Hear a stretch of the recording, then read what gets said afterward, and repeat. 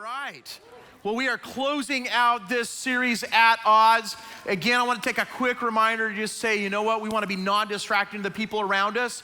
So I want to encourage you to try to be quiet, be focused. If you want to use your phone to take notes or take pictures of slides, that's cool. But please don't use your phones to distract yourself or other people.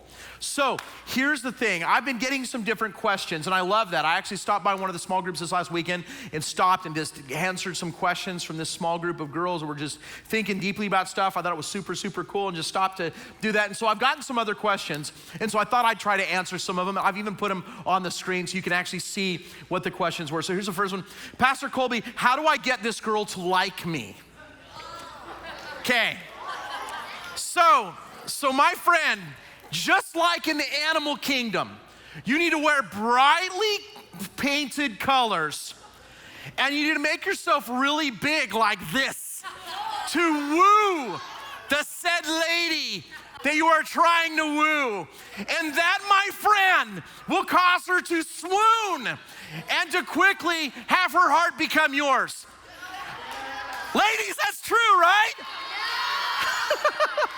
No. Now, all serious. Now, here's the thing. Like when you were like 8 years old, you kind of thought it was kind of cool to try to impress a girl, or you do stupid stuff like hit her and run away. But here's the thing. You really want, here's real. Just getting super real. My friend, if you want a girl to like you, you need to be honest. You need to be sweet. You need to listen and be respectful. Girls, is that accurate? Yeah. All right, cool. Here's the next one. Pastor Colby, I think my math teacher hates me. How do I get a better grade in math class?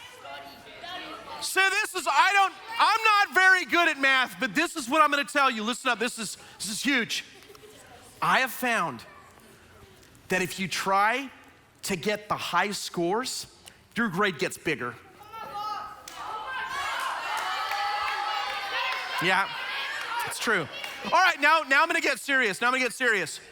Whatever your weak spot is in school, you have to work just a little bit harder on it. That's just how it works. That's number one. And number two, when it comes to respecting your teachers, some teachers have different rules. Some of them want you to be super quiet, keep your head down, get your work done. Others of them actually want you to participate in class, and they really like that. And so what you gotta figure out is which kind of teacher you have. Do they want you to be quiet, keep your head down, get your stuff done? Or are they the kind of teacher they want you to be focused and talk in class and raise your hand and that stuff? You gotta figure that out. Okay, here's the next one. Get a little more serious. Pastor Colby, why did the tornado hit and wreck people's homes? It's a good question.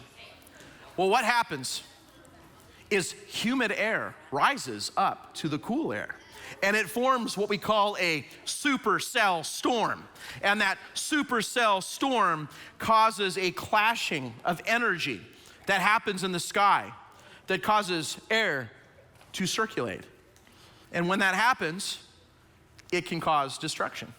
I was at a concert on Sunday night that was 5 miles away from where the tornado hit. My wife was freaking out. It was awesome. The concert, not my wife freaking out. I want to make sure that's clear, because that's messed up if I think my wife freaking out is awesome. Because when mama freaks out, it is the opposite of awesome. It is awful. Okay, that's okay. So, but no, in all seriousness, y'all, we live in a world where weather happens, and that's just what happens in a world. We have air and electricity and water and storm and heat, and it just kind of happens. And God doesn't make it happen. We live in a world He created, and then we have to deal with that. And then here's the last one. This is a tough one. Pastor Colby, why'd you let my grandpa die? It's a tough one. That's a tough one. It's a really tough one. So what I did is I went back to the Bible, and this is what I found out. Here's some Bible verses that I found out. When Jesus was asked why bad things happen to some good people, this is what Jesus said. He said in Matthew 5, he says, for He gives His sunlight to both the evil and the good. He sends rain on the just and the unjust alike, which means that we live in a world where good things happen to bad people and bad things happen to good people. And it's not because God did it or God wants it, but we live in a world where weather covers everybody. And that means that death happens to everyone. I also found you this. If you're curious, these are really good verses for you to maybe even share with someone else. In Psalm 115, this is what we read. Not to us, which means it's not about us, Lord, but it's about you. And then he says, well, what do we do when people say, where is your God? And this is what it is. Our God is in the heavens, and he does as he wishes. And then we can understand that looking at a passage in Isaiah, where basically it's like this. God's ways are higher than our ways. He sees things in a way that we don't see them. Almost the same way for those of you that are athletes, you gotta listen to your coach. I live right behind Scoggins Middle School. I know the sound of Coach Evans' voice. Hurry, hustle, hurry up. I know it. Like, I knew Coach Evans' voice before I ever met him because it's right out my backyard. Like, I heard him from across the room. Coach Evans, nice to meet you. How'd you know my name? Oh, trust me, sir, I know. Why? Everybody in my family knows Coach Evans' name. I mean, my dog knows to hurry up and hustle because of Coach Evans, okay? But there's something about listening to your coach. And it's the same way about God. God sees things that we don't. For just as the heavens are higher than the earth, so are my ways higher than your ways, and my thoughts higher than your thoughts. See, here's the thing that gets hard for us, y'all. We live in a world we want to control and twist and turn and make into what we want it. We play video games. We want to create our own worlds with games like Minecraft, right? When we go to, I love going to those pizza places where you can literally pick everything you want on your pizza and then put it in those flame ovens, like Blaze Pizza. Y'all love that? Oh, that's good stuff right there, y'all. That's good stuff. Like, I'll do it. I'm the chubby guy who asks them to put more on. I'm the guy that when I'm putting it on and they go, is that enough, sir? And I'm like, oh, that's good. In fact, there was one time, it was an emotional moment. There was a guy behind the counter, his name was Jared. Jared, when I said, Jared, I need you to understand, I want a lot of bacon and chicken on my pizza. Jared, I need you to understand, I need a lot of bacon and chicken on my pizza. I said, you got it. And then when he was done, it was an emotional moment for me because I didn't have to ask him for more. It was emotional. I wanted to hug him. He wouldn't let me. He thought I was creepy. But see, we try to control all these things, but this is what I know. We live in a world that we want to bend, twist what we want. And God wants a relationship where we adjust to what he wants. And the reason that he wants us to adjust to what he wants is because he wants what's best for us always. And that comes from trust. In order for us to embrace this, we have to trust him. The same way Jared needed to trust me, that I was telling him what I wanted, and he did. And that's a lot of what this series is about with At Odds. We need to trust what God thinks about us, what God says about us, and what God wants for us. When we do that, our life is better. Even if we don't understand everything, we can still follow and trust God. Even if we don't understand everything, we can still trust and follow God. Now, here's the thing, though. It's not just trusting him because I told you. And I know that you love me, and I know that you know that I love you. And part of that is a trust that we have together, and I love that. And I know that there's a part of this that you're going to trust me because, oh, Pastor Kobe said that. I know he loves me. I know I can trust him. That's cool. But I want to actually tell you that you can trust who Jesus is because of what other people tell you, too. Y'all know who Albert Einstein is? You ever heard that name before? Many people consider him one of the greatest thinkers ever. You will learn many of the things that came from Albert Einstein's mind in science classes for the next 5 years of your life. He was a brilliant, brilliant scientist. This is what Albert Einstein said about Jesus. As a child, I received instruction both in the Bible and in the Talmud, which was the Jewish holy books. I am a Jew, but I am enthralled by the luminous figure of the Nazarene, meaning Jesus of Nazareth. No one can read the Gospels without feeling the actual presence of Jesus. His personality pulsates in every word. And then this last sentence is huge from Albert Einstein. No myth, which means a false idea or story, is filled with such life. That's from Albert Einstein. Here's the other one that you can trust. There's a historian that was named Josephus. He was a historian that was from around the time of Jesus. He took records of everything to tell the world later on what was happening. This was not a writer used in the Bible. This guy is outside the Bible. He's a trusted historian that people outside the Bible trust and use for history books. He has this really long quote that I'm just gonna read you some of the quick details of. He says that this Jesus, if we can even call him a man, was something more. that he was the Christ, which means he was the chosen one of God himself. And when Pilate, who was the Roman leader at the time, who's also mentioned in the Bible, at the suggestion of the principal men against us, meaning the Jewish people, had condemned him to the cross, those that loved him at the first did not forsake him, because he appeared to them alive again on the third day. This is outside the Bible. This is a historian telling us that Jesus really lived, really performed miracles, and really rose again from the dead on the third day. This is a historian. This isn't from the Bible. And then it says, just like the prophets had said, and he did all kinds of other wonderful things, and that Christians came from this man's teachings and life. This is outside the Bible. This isn't just in the Bible. This is a historian that people trust. But following is personal. I can tell you these things, and these are facts. These are real people. But the thing is following is personal. The same way that some of you love a sports team because it's personal. Some of you have a favorite college football team because it's where your mom or dad went to high school or college, or it's because you have a family member who is there right now and you love that, you have some love for that school. Some of you love some really jacked up football teams that are really awful. I met a man this weekend who is a Buffalo Bills fan, y'all. Like I just walked up to him, he's wearing a Buffalo Bills shirt. I'm like, bro, is that real? You're wearing a Buffalo Bills shirt? This was like a grown dude who was volunteering for us as a small group leader. And I'm like, bro, you gotta talk to me here. Because when I was a kid, the Buffalo Bills went to the Super Bowl once, twice, 3 times, got beat every time in the Super Bowl. Like, I'll be honest with you, like, there was this kicker who literally missed the game. He missed a kick at the last second in the game and cost them the Super Bowl. And I remember the guy's name because when I was in middle school, there was only one other guy on the earth I didn't want to be more than me, and that was Scott Norwood, the kicker who missed it. Kicks wide. Yeah, it is. See, he's a Bills, and so I met this dude at church, and he's a Bills fan. He's wearing a Bills shirt. I'm like, homie, you are in cowboy country. And he kind of smirks at me and says, yeah, I know.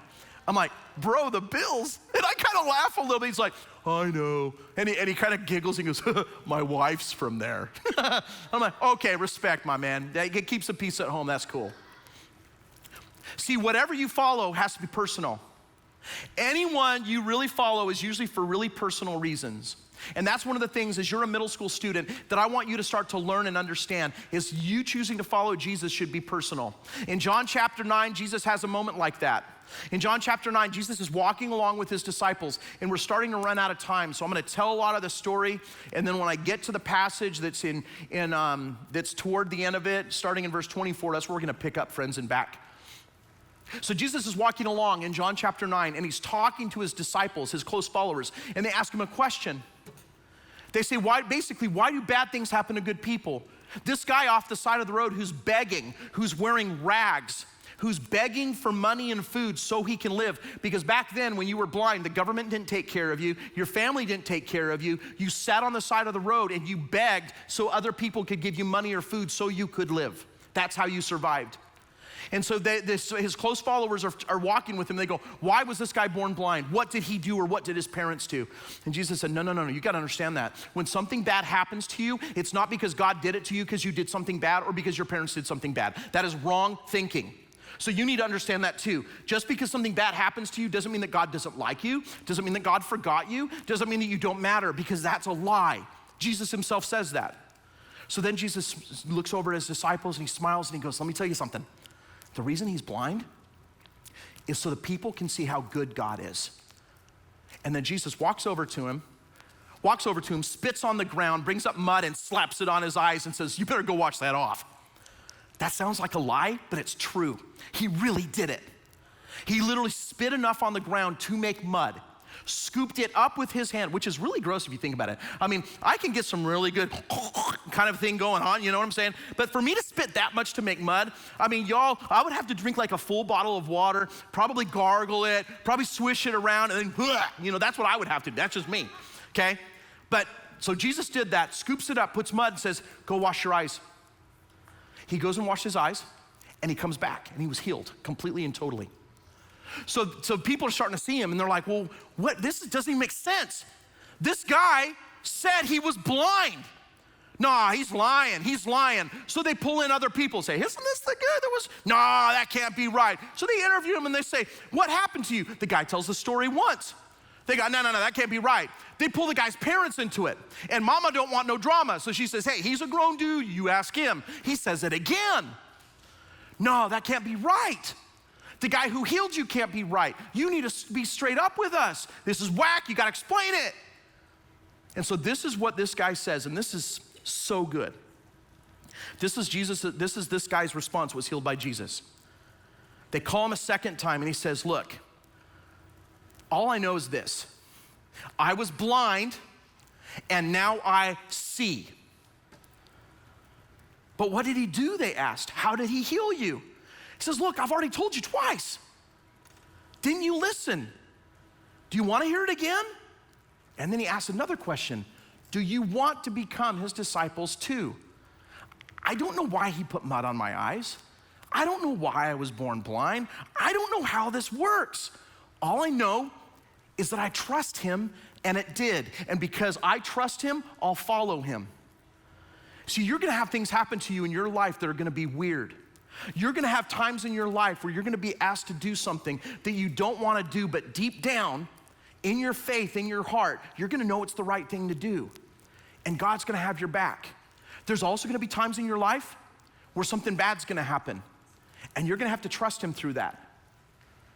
So when I was in middle school, my parents moved, and I had to completely start over again. It's one of the hardest things I've ever had to do at the end of middle school, getting ready to go into high school. It's one of the hardest things that ever happened to me. When I was in middle school, my birth father remarried, and he married a lady and started wanting to have kids with her. And in my head, I thought, my dad wants to replace me. I'm not good enough for him. That's why he wants to have kids with his new wife. I'm not good enough. And I had to figure out that. And I had to trust someone. When I switched schools and I was bullied and I had people spit at me through bus windows as I'd walk, or say rude names under their breath when they'd walk by me in the hallways, pick fights with me after school at the bus stop, I had to figure out who I was gonna trust. And Jesus got bigger when I was in middle school. And here's the thing that I know, I had to trust him. And I've tried to keep trusting him ever since. This is a promise that Jesus says in Revelation 21:4 through John. He says, he, talking about God himself, will wipe every tear from their eyes, and there will be no more death or sorrow or crying or pain. All these things are gone forever. Eventually, he will do that, and we need to trust him. See, if we put our trust where he needs it to, everything changes. If we put our trust in what's needed, everything changes. So here's my question for you. Where do you need to trust and don't understand? Because even if we don't understand everything, we can put our trust in him. We can follow him. Where is it for you? Is it some ideas from science that you don't fully understand, but you still need to trust God anyway? Is it scary stuff on your life that you see on the news or you experience at home? Is it hard stuff at home because your parents have been having a harder time, or because you've been having a harder time with them? What is it that you need to trust him in? Is it because you're having a hard time at school and you feel overwhelmed and the grading period's just ended and you're not 100% sure if you can handle this? First of all, you can. Maybe you're in a place where, if we're really honest, you've never really personally trusted God before. You've kind of heard about him, but you've actually kind of wondered if he's real or not. And this series has caused you to really think. I want to encourage you to trust Jesus with whatever your next thing is, whether it's something scary at home, whether it's school, whether it's science, whether it's something in your heart, whether it's your soul. I'm going to pray for us, and I want to encourage you that if you have more questions about what it means to trust him with whatever that next thing is in your life, I can't more highly encourage you to come back on the weekend. Let's talk about it. You can come talk to me, you can talk to our small group leaders. We would love to talk with you about this, because where you put your most trust should deserve it, and I can't think of anybody who deserves it more than Jesus.